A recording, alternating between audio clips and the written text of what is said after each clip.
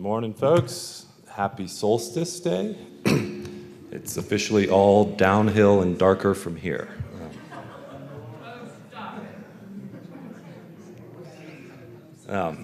We'll have more jokes like that tonight. We're hosting a reception with my good friend Mike Brune from the Sierra Club at the Ricard restaurant. You should all have received an email. Please do RSVP.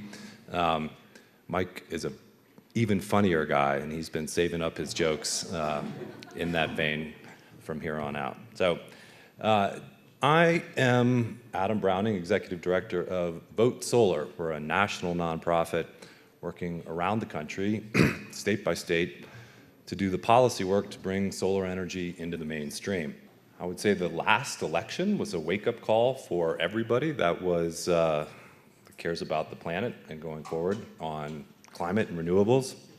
But I would also say there's a lot of reasons for optimism. I'm going to give you three right out the bat. So first, when it comes to clean energy deployment, most of the important decisions are made at the state level. Reason number one, we have avenues for democracy that don't go through the federal government. Our organizational philosophy is if your plan involves Congress, you should have a plan B. And we're the plan B, really taking it to the states. Secondly, solar is extremely popular around the country. Back around the time of the election, Pew Research did a poll looked at both voters of both parties. So quick audience poll here. 84% of voters for which party want to see more solar? There's only two choices. Well, it's the Republicans. It was 91% of Democrats want to see more solar. If there is anything that can unite this divided country, I would say it's moving forward on solar. The final reason for optimism, not the final, but the third major one, is that solar is really winning the cost battle. We have seen, when I first got started doing solar policy work back in 2001, it was really a cost premium.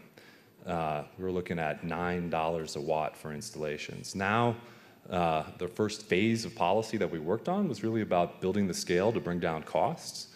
And right now, in the US, solar is often your cheapest alternative, cheaper than building new coal, new nukes, new gas, cheaper than running old coal in a lot of instances. Let me just tell you, doing policy when solar is cheap in many ways is a lot easier than doing it when it's really expensive. So we have a new paradigm to work with going forward. So our premise here is that how we win on renewables is that access plus affordability equals scale.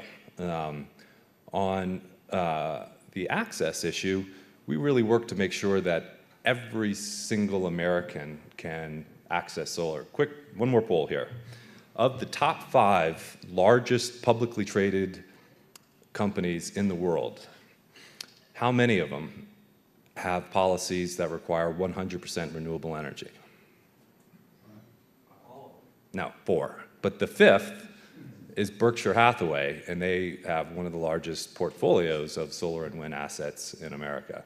So I would say that when you have Jeff Bezos of Amazon, when you have Bill Gates, when you have the kids over at Google, and when you have Tim Cook of Apple, and Warren Buffett all converging on investment advice, you should listen. They might be onto something. And what's good for the Google is good for the gander. So what we do is we try to ensure that everyone at the rooftop that can generate, we want to solarize all rooftops in America if we can. People should be able to generate their own electricity and get fair return on that investment.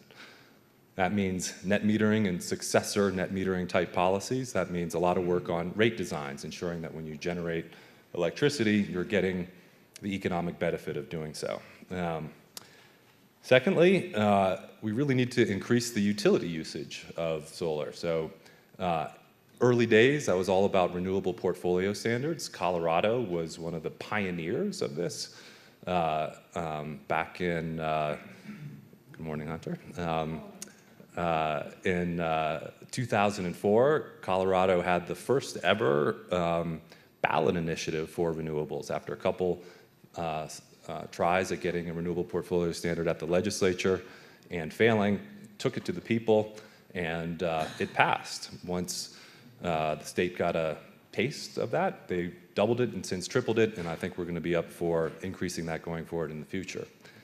This past year, 2016, was the first year ever that the country deployed more utility-scale solar through non-RPS mechanisms, so through non-mandates. That's either corporate procurement, PURPA, which is a requirement on states that if solar or renewables are cheaper than the fossil alternatives, they need to buy the renewables, or through voluntary utility purchases. We need to do a lot more of that. Finally, as an organization, and I'm sure many of you share this, we are committed to the idea that this transition to renewable energy needs to be accessible and available to everybody, and that it must lift all boats. So we've started a couple of new programs in that vein. One around community solar. We're working on community solar programs around the country. But secondly, we have a dedicated program for low-income access. All Americans should be able to invest in and receive the economic benefits of solar procurement.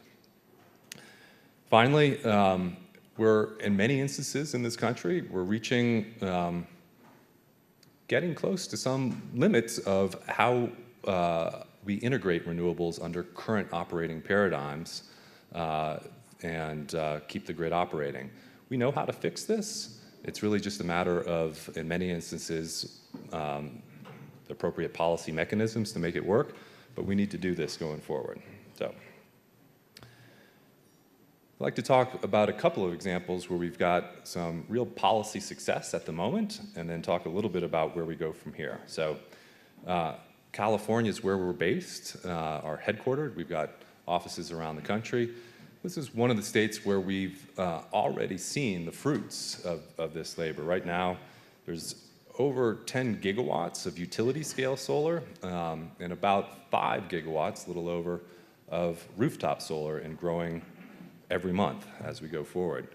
This spring, we've hit days when California, the 6th largest economy in the world, has been over 50% solar powered. Sunny afternoons, not 24/7, but still an amazing milestone that I think shows that you know, that we can in fact do this across America. I would also say in California right now, we have a 50% renewable energy standard, and I think we are really clearly on the path to 100% renewable energy. We've got the leader of the state Senate pushing the bill. I'd give it a very good chance of passing this year, and if not this year, next. It's not just the blue states that are doing this. We've partnered with the Sierra Club and others for a long time in Georgia, where 2010, there were 4 megawatts worth of solar, but focusing on mechanisms that were appropriate for more conservative states. There's now over 1 gigawatt worth of solar, and we're on track to over 2 gigawatts by the end of 2020. This is the state with the largest single carbon point source in America. I really think that this is a testament to the bipartisan appeal, if you can figure out how to do the politics correctly, of which it's more art than science, but it is definitely possible. I'd also like to talk a little bit about Nevada. Back in December of 2015, solar suffered its worst defeat ever. Nevada Energy engineered a policy shift that utterly gutted the rooftop solar industry. We had thousands of solar workers fired on Christmas Eve. It was really solar's worst defeat ever. But while that was an important milestone, what happened since then is even more important. I think gives us a blueprint for what we need to be doing around the entire United States. So that made solar a front page issue and provided a focal point for 17 months worth of organizing. Since then, you had the largest energy users in the state, MGM Resorts and the Switch Data Center, decide to pay exit fees to divorce the utility, specifically for the reason of accessing renewables and more renewables. You had a ballot initiative to essentially break up the utility pass by a record margin.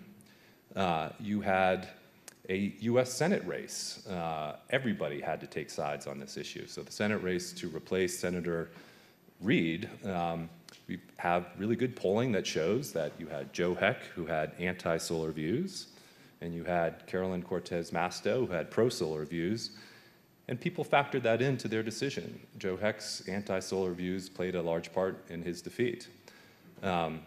We had the legislative session just wrapped up last week. 11 major pieces of energy legislation passed, including a bill to bring back rooftop solar. I would say some groundbreaking policy on energy storage, PACE financing, a green bank, energy efficiency, a 40% RPS, and community solar. So I ask, did Nevada Energy really win back in 2015? I would say no. That was really a Pyrrhic victory, and that's really the path that we're going to need to see across America going forward. It shows that really the most powerful resource after solar is people power. Unfortunately, the governor didn't sign 2 of those bills, the RPS as well as community solar. You can always count on politicians to give employment security to advocates. They always come through. You always have a reason to come back and work more. So where do we go from here? Right after the election, we did a little soul searching and really needed to think about, how do we go big? So whenever I throw out this stat, I have people that argue with me on this actual number, and I would love to argue with you afterwards. But we looked at a lot of deep decarbonization scenarios, and there are many, and they depend on a lot of different assumptions. But one that was vetted, produced by the National Renewable Energy Lab, looked at, what you would need to see in terms of renewable deployment to get to the IPCC carbon reduction recommendations. And under their deep renewable scenario, solar came out at 30% of America's electricity usage, about 720 gigawatts in the United States by 2050. We can do that. We can get to where we need to go through technology, clean energy deployment here. So the big states need to go bigger. As the Sierra Club keeps killing coal, we need to make sure that that gets replaced not with natural gas, but with renewables. We need to overcome the challenge of grid integration of more renewables, which we can do. We need to electrify everything and run it all on renewables. And that's the path forward for success. I have exactly 1 minute left, and I would love to take some questions if people have any. There's a mic behind you here. With the governors starting their own climate alliance, are you finding that to be an effective way in circumventing the Congress and Trump initiatives pulling away from Paris? Oh, I think it's incredibly important to see that leaders at all political levels step up. Most of the critical issues around renewables, despite our name, Vote Solar, they're decided in back rooms of utility commissions, public utility commissions, and state legislatures. So governors can do a lot, are critically important, need to provide the parade that goes forward, but it's not just governors. There are key decisions at a lot of different levels of state government that are necessary. So I am overwhelmingly encouraged by that development of seeing real leaders step up. Adam, thanks a lot for your work, very important stuff. We need more of you. We have a freeze that we're fighting in Ohio. We lost net metering in Indiana. Yep. Seems to be stuff out of the playbook from the Edison Institute and others. What's coming out of the playbook? What's your intel for the fight for the next 12 months? Yeah, I mean, I would say that, this has been happening for a long time, and our record in fighting this pushback, like, I used to think that once we made solar cheap, grid parity, I'd have worked myself out of a job and I'd be done and it would all, but no.